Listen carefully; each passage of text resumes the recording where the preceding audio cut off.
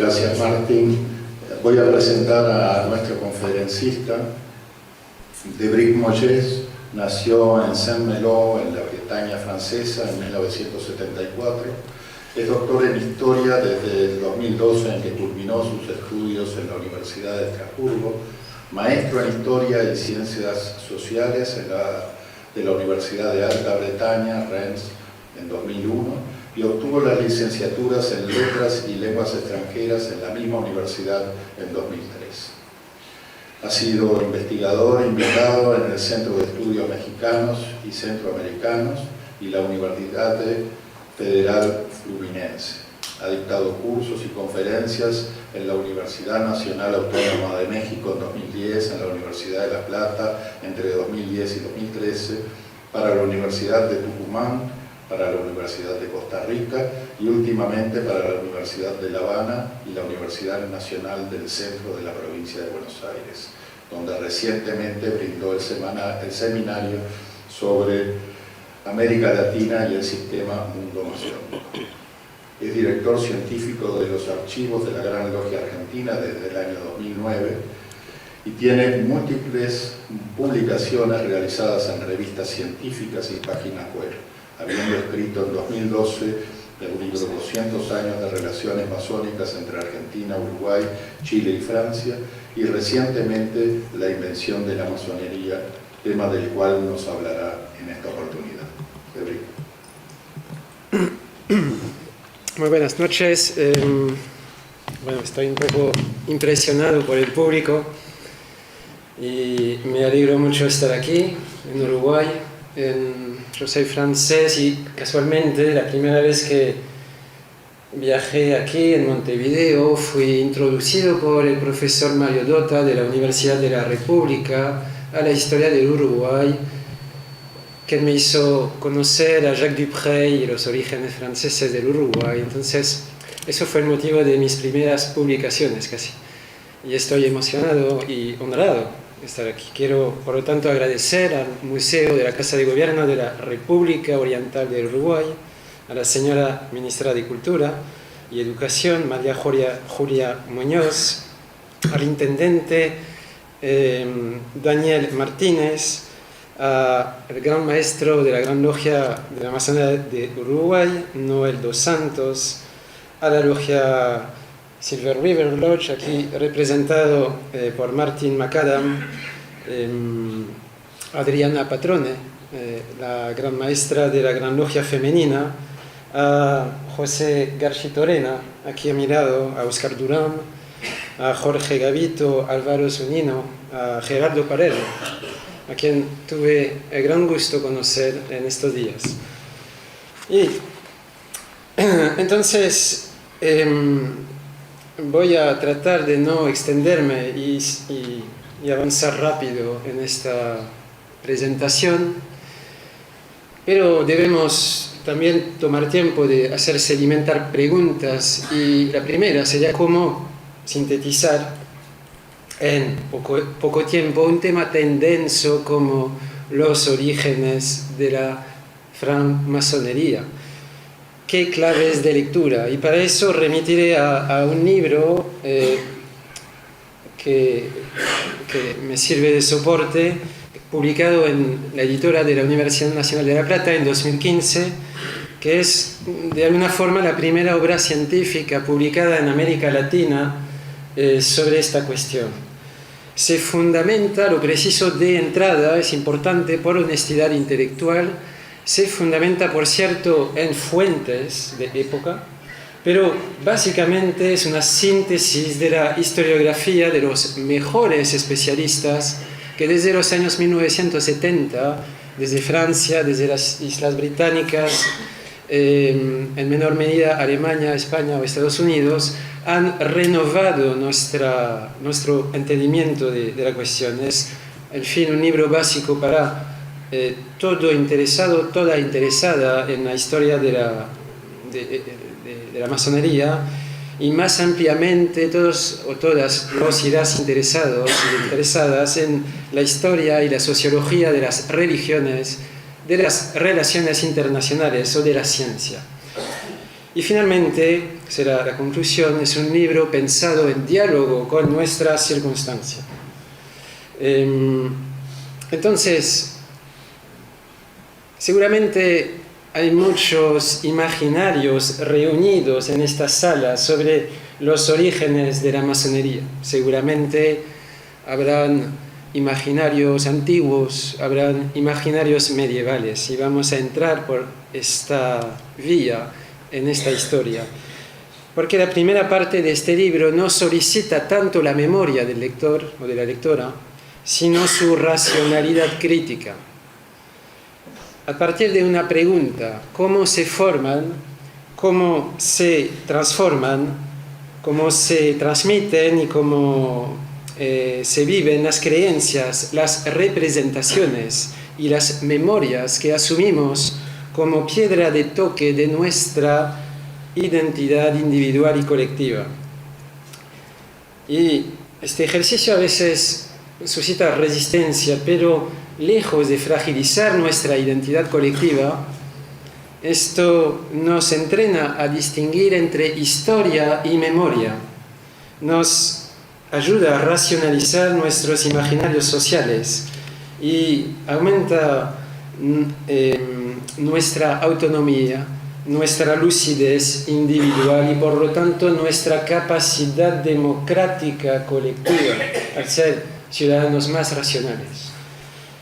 Para empezar, tomaré una bifurcación que de alguna forma vamos a llamar el paradigma del clavo medieval de la Catedral de Chartres. Como saben, en el pavimento de la parte central de Notre-Dame de Chartres, una de las catedrales más antiguas y grandes de Europa, está clavado un clavo de cobre. Indicaría el centro del mundo.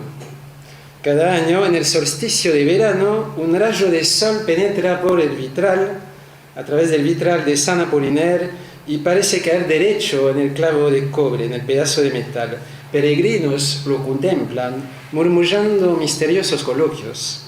Perpetúan así una tradición esotérica y se dice que este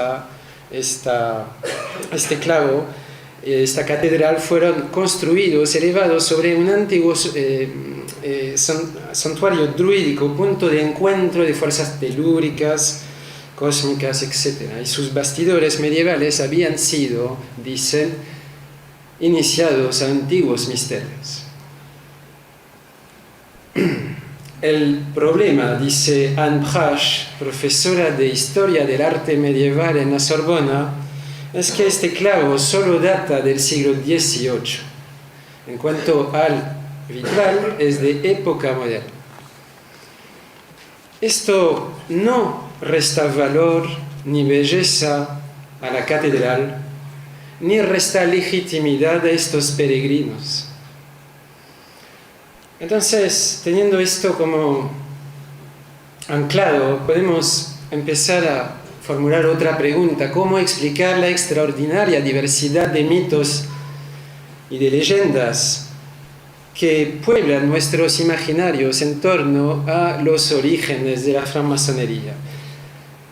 Primero elemento de respuesta es que la historia de la masonería fue durante 250 años, digamos durante décadas, abandonada por sociólogos e historiadores, librada por lo tanto solamente a militantes o a diletantes.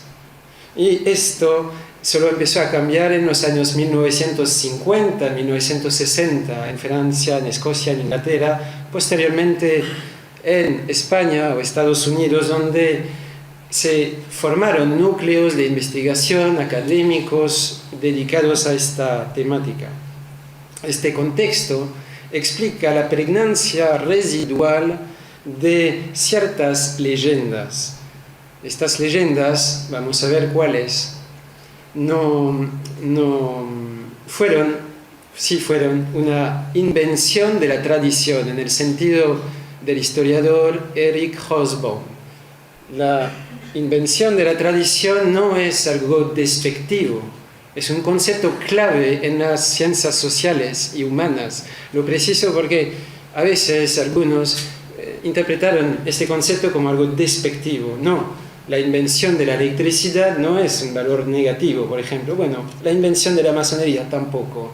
Y la invención de la tradición en general es un fenómeno social constante.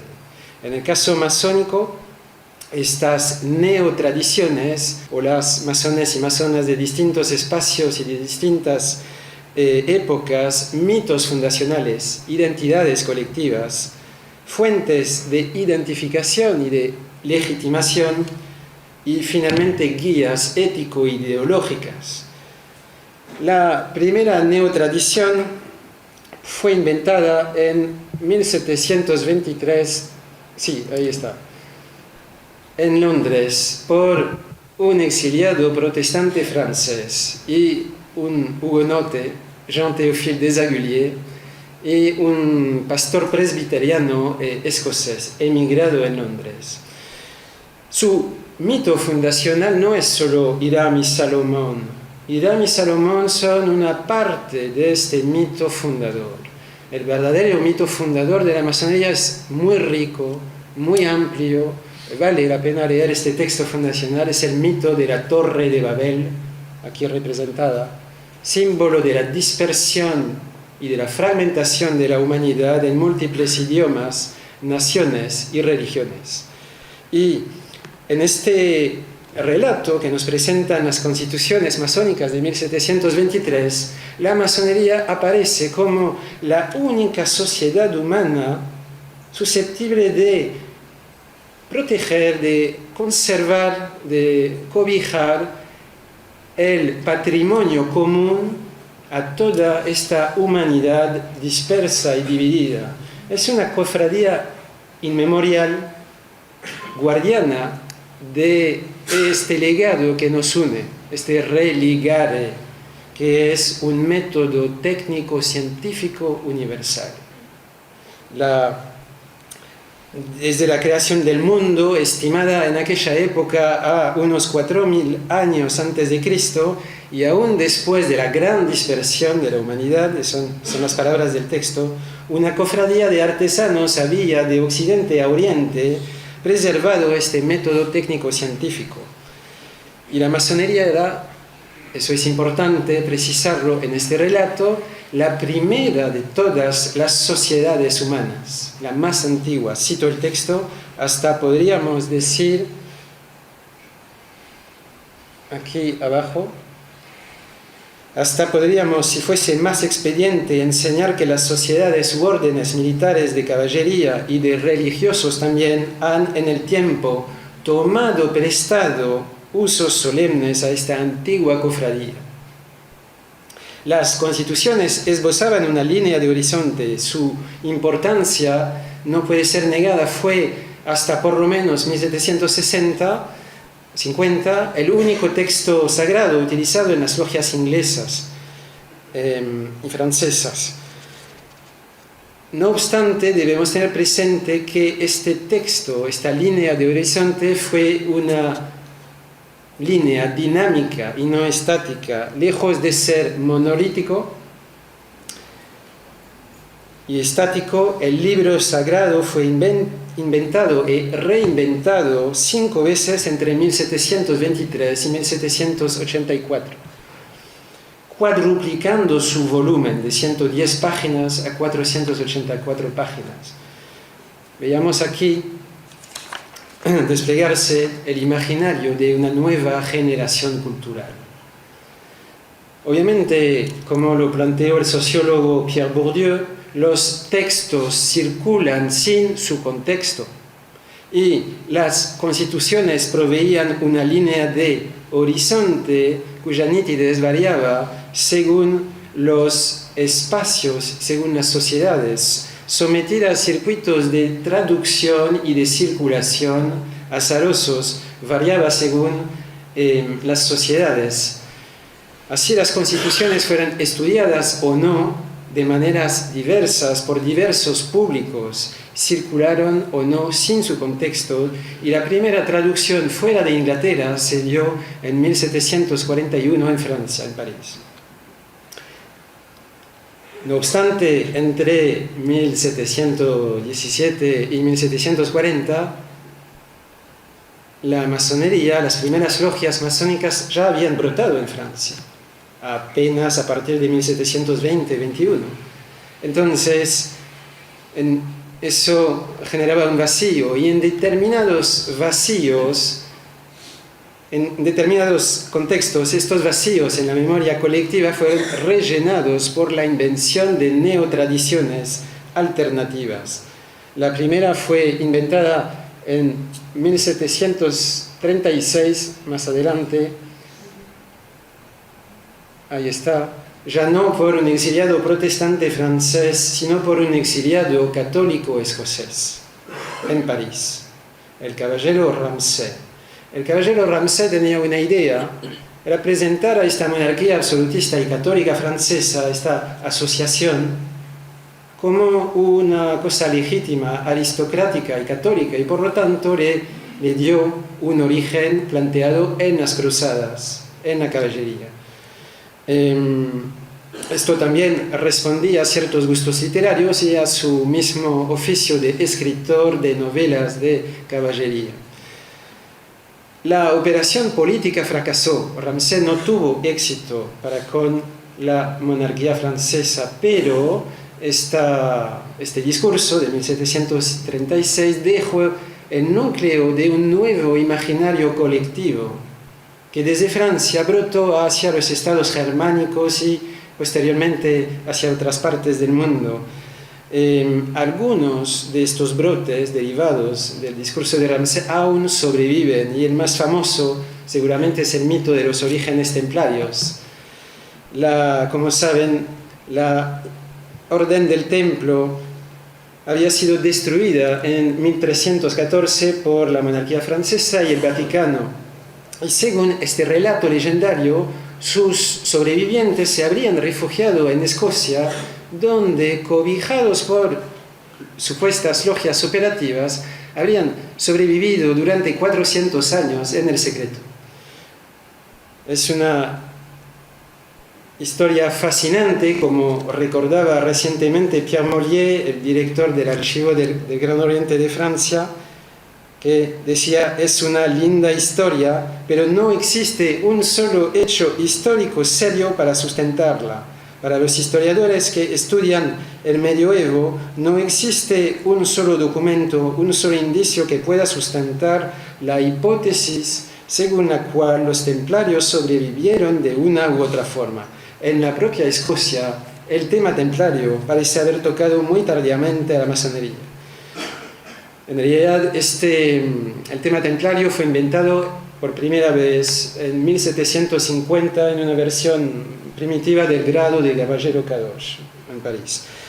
Y dice David Stevenson, el historiador y director de los archivos de la Gran Logia de Escocia, las afirmaciones acerca de una relación entre los caballeros templarios o los Rosacruces, si es que esto realmente existieron, y la formación de la masonería deben ser rechazadas como extremadamente fantasiosas para permanecer dentro de los límites de la cortesía.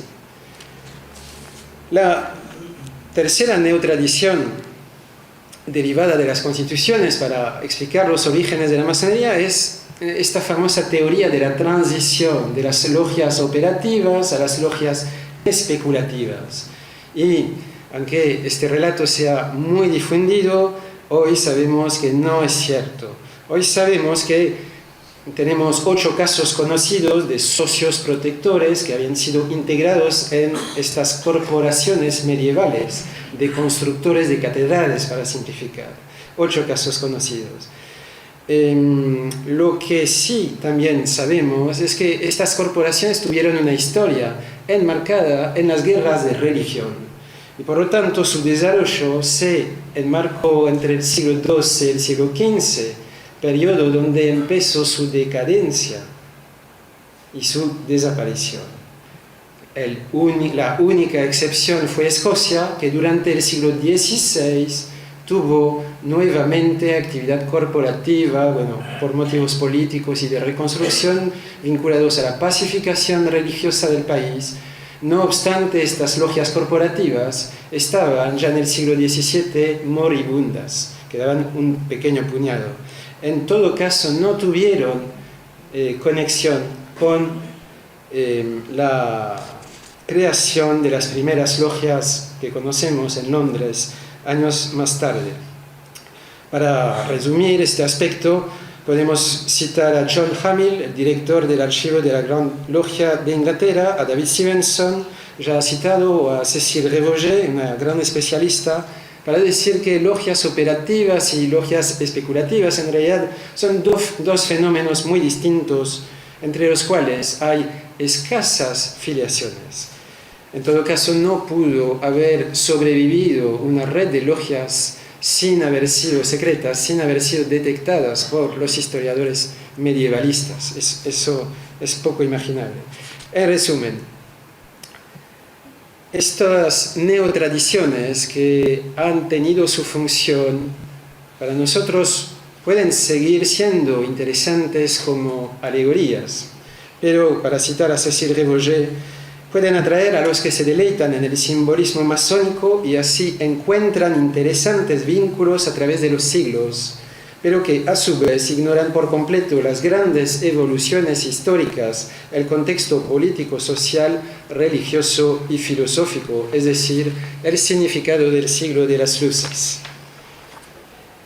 El siglo XVIII, el de la Ilustración, el del Aufklärung, el de las Lumières o del Enlightenment, fue el siglo de la invención de la masonería, sin relación sustancial con el mundo medieval que estaba en descomposición. Las primeras logias se constituyeron como simples asociaciones civiles, clubes se llamaban en aquel momento. Esta invención no fue aislada, no fue un hongo en el desierto. Se insertó en un contexto muy particular, el contexto que Jürgen Habermas llamó la transformación de la esfera pública, la transformación estructural de la vida pública. Después de las guerras de religiones, tiempos de fanatismo y oscuridad, nacía una luz. Como toda dinámica histórica, las guerras de religión contenían el germen de su propia negación. Así, la persecución de los protestantes en Francia había desatado su exilio hasta varias partes y sobre todo hacia Londres. Y por lo tanto había contribuido a la Revolución Inglesa de 1689. La Revolución Inglesa de 1689 hizo emerger un nuevo modelo de Estado, una monarquía dotada de una constitución, de algunos elementos del Estado de Derecho, dotada de ciertas libertades cívicas o religiosas, no todas, no era el siglo XX, pero para esta época era un progreso, una liberalización significativa. La Asamblea de los Estamentos había sido reemplazada por un parlamento controlado por la aristocracia más poderosa de Europa y por parte de la naciente burguesía capitalista. Al margen, grupos sociales no representados en este espacio político podían utilizar estas libertades de expresión y de reunión y de publicación para empezar a producir periódicos y a articular asociaciones. Emergía una esfera pública. De Londres a Ámsterdam y París se expandía, en las palabras del historiador Peter Clark, un nuevo mundo asociativo. Sociedades civiles se formaban y fluctuaban, dibujando los contornos de una esfera pública autónoma de los marcos religiosos, corporativos y políticos tradicionales. Estas sociedades civiles, cenáculos, órdenes, capítulos, cafés y cuantos nombres más, tejían un nuevo tipo de sociabilidad en una relativa transversalidad. Mezclaban, por ejemplo, plebeyos y aristócratas. En una relatividad transversalidad mezclaban las distintas variantes de los protestantismos y a veces también católicos. Y eso era algo muy novedoso. Estas sociedades cultivaban el arte de la conversación, inventaban, debatían, celebraban. Insensiblemente redefinían lo bueno, lo bello y lo justo, es decir, los contenidos éticos del Estado, hasta este momento monopolizados por la corona y por la religión. La masonería fue inventada en este contexto, señalando, según Cécile Rebollet, una profunda revolución de las mentalidades. Su particularidad no fue la invención de orígenes ancestrales o de rituales inmemoriales. Eso era la característica común de todas estas sociedades. Su característica fue haber sido el prototipo fundador de una sociedad civil internacional. Aquí tenemos antes un gráfico de la expansión masónica inglesa, francesa. Aquí tenemos después gráficos en el tiempo, la formación de federaciones, es decir, de grandes logias o grandes orientes nacionales, y en América Latina, la América anglosajona, y en la diapositiva siguiente una línea de tiempo sobre la formación de la esfera masónica europea o de la americana. Y vemos ahí entonces esta formación de redes internacionales, de núcleos implantados en varias partes del mundo, fundamentalmente entre Europa Occidental, Norteamérica y Suramérica y el Caribe, que empiezan a dibujar una esfera pública internacional, una red de circulación. Eso es la gran invención masónica.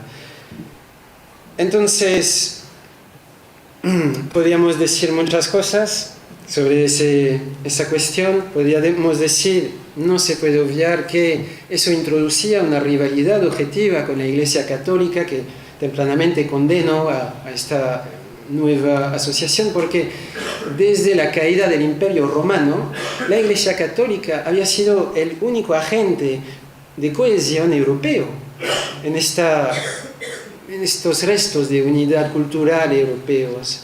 Y a partir del siglo XVIII, del siglo XVI, había tenido un papel protagónico en la conquista de las Américas, o de Américas hispanas. Había sido un agente cultural de esta conquista, por lo tanto, un elemento clave de esta primera unificación euroamericana.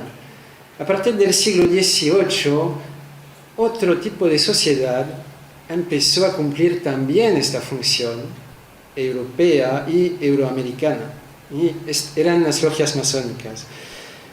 ¿En qué podemos hablar de revolución cultural? Los fundadores se apoyaron, lo vimos, en lo que conocían de ciertas experiencias pasadas. Pero ello no quiere decir que se atuvieron a los moldes medievales que fingieron imitar. Por el contrario, en este texto, lo vemos en rojo aquí a la izquierda, reivindicaron el derecho de una generación cultural a emanciparse de los mandatos tradicionales, aunque en los tiempos antiguos, cito, y adaptarse a las necesidades de su generación cultural. Es ahora considerado más a tono de solamente, etc. Aquí está el texto.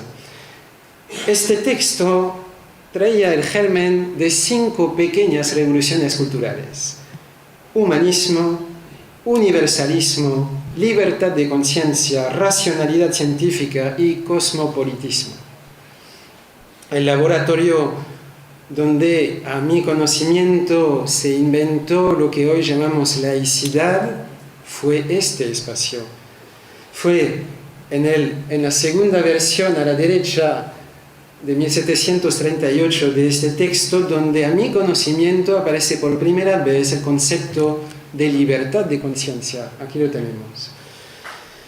Como lo resumió el jesuita francés Michel Riquet, si comparamos lo que conocemos de los constructores de catedrales y sus tradiciones corporativas con lo que las constituciones de Anderson y de Zagulier conservaron de ellas para adaptarlas a nuevos objetivos, es fácil conjeturar los motivos que llevaron a Anderson, Desaguliers y sus contemporáneos a utilizar la logia, sus fórmulas y sus tradiciones.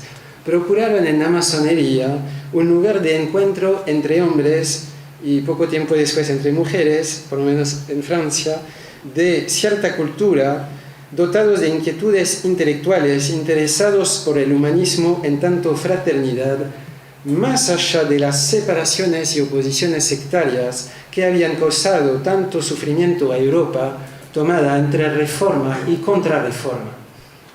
El deseo de encontrarse en una atmósfera de tolerancia y fraternidad los motivaba.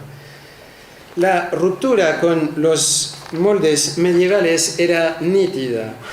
Por ejemplo, las corporaciones medievales exigían, paso los detalles, estrecha sumisión al Estado y a la Iglesia del Estado en aquel momento. Algunos de sus manuscritos, siglo XIV, hasta encomendaban delatar a los disidentes. Bueno, nada de eso en las constituciones. Lejos de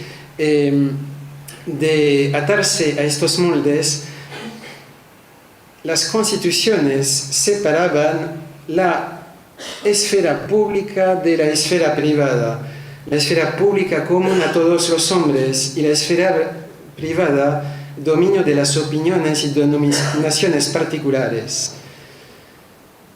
Esta pertenencia a una logia masónica no podía, según este texto, ser puesta en tela de juicio por una disidencia política o religiosa, siempre que el miembro no hubiese incurrido en crímenes de sangre.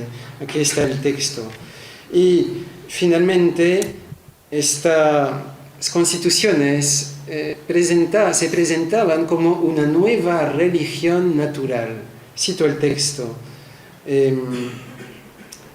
Una nueva religión sobre la cual todos los hombres concuerdan, dejando a cada uno sus propias opiniones. Esta nueva religión no era fundada, eso es la gran diferencia, en dogmas sobrenaturales o verdades reveladas, sino en reglas éticas y cívicas que todos podían compartir, cito nuevamente, cualesquiera sean las denominaciones o confesiones que ayudan a distinguirlos. Entonces, obviamente, ya enterado un poco de este contexto, una pregunta seguramente habrá caído en más de una cabeza. ¿En qué medida podemos relacionar eso con este contexto de revolución científica que sabemos estaba en pleno desarrollo? Bueno, muchas huellas, muchos indicios. Podemos citar, por ejemplo, John Senex, John Hooke, uno de los primeros editores científicos de Londres, que fueron los editores de las constituciones. Podemos citar, es maravillosa, la de 84. Aquí les dejo leer. Cuando contemplamos las maravillas del universo, desde un punto de vista filosófico, etc., ¿qué estamos leyendo? Estamos leyendo a Newton, estamos leyendo a la revolución newtoniana.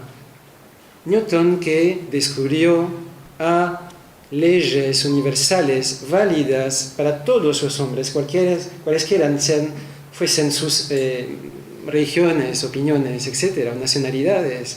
Y obviamente aquí vamos a mencionar en la imagen anterior a la Royal Society, que fue el verdadero laboratorio de la invención masónica.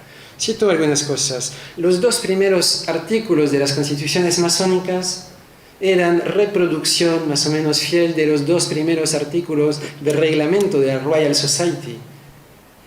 Más, entre 1717 y 1740, 13 de los 24 primeros grandes maestros y 6 de los 12 primeros vice grandes maestros fueron socios de la Royal Society.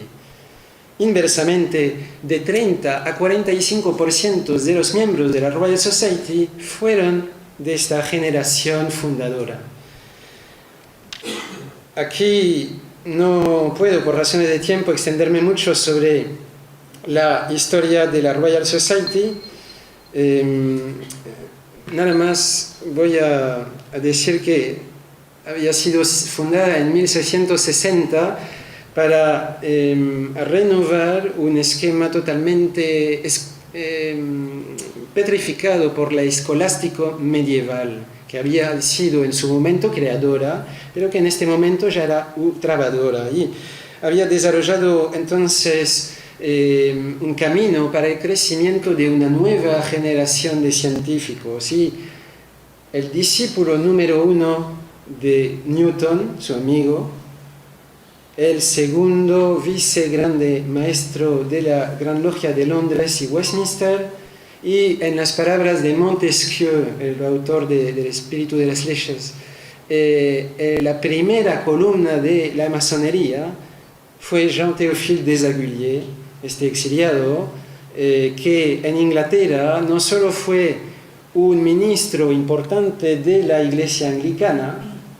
fue mucho más allá que eso, un científico y un ingeniero clave de su época. Ayudó a muchas obras que no puedo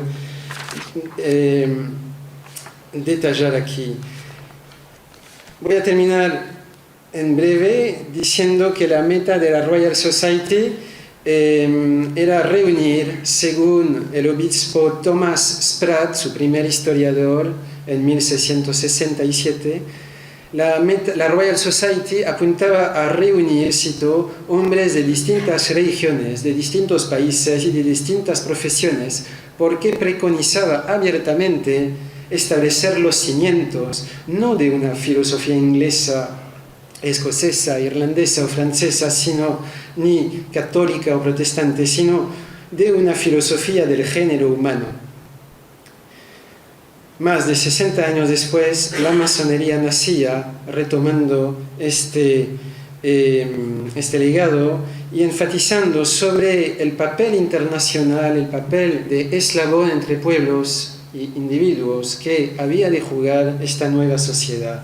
Aquí tenemos, por ejemplo, a la izquierda, el 6º artículo de las Constituciones, que define los deberes de solidaridad hacia el hermano extranjero, cosa muy novedosa, este cosmopolitismo universal. Tenemos una infinidad de documentos en el siglo XVIII atravesado totalmente por este concepto de cosmopolitismo. Les leeré, antes de concluir, una definición de William Preston, un inglés, que en 1777, en su Address to a French Gentleman, decía: tú, nuestro hermano, nativo y súbdito de otro reino, poderoso y esclarecido, al entrar en nuestra orden contrajiste vínculos sagrados y amistosos con miles de masones, en esta nación y en otras muchas.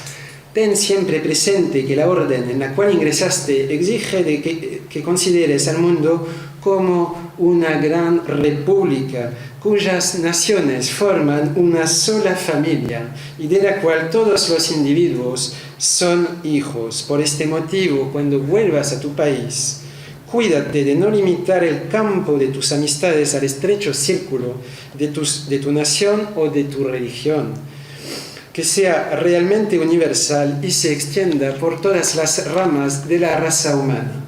Ahora, ya un poco excedido del tiempo, concluiré sobre unos de los puntos que podríamos destacar sobre eso. Y voy a elegir uno que me parece quizás el más en diálogo con nuestra circunstancia. Sabemos que han sido necesarios 3 siglos para conquistar libertades laicas, democráticas y sociales.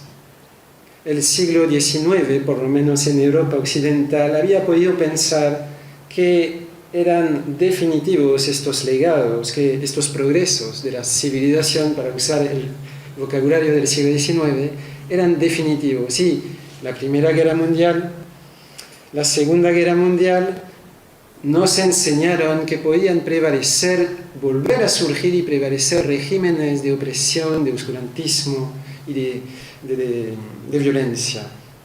Entonces, hoy en Oriente como en Occidente, están surgiendo nuevos profetas del choque de las civilizaciones y vemos resurgir en todo el mundo la amenaza de guerras políticos, religiosas, económicas y geopolíticas, etc. Y por lo tanto vemos nuevamente tambalear este edificio de 3 siglos que fue un proceso de construcción progresiva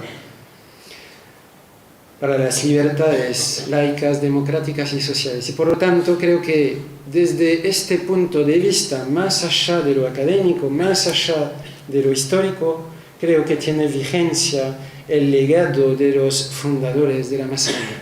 Les agradezco mucho. Buenas noches.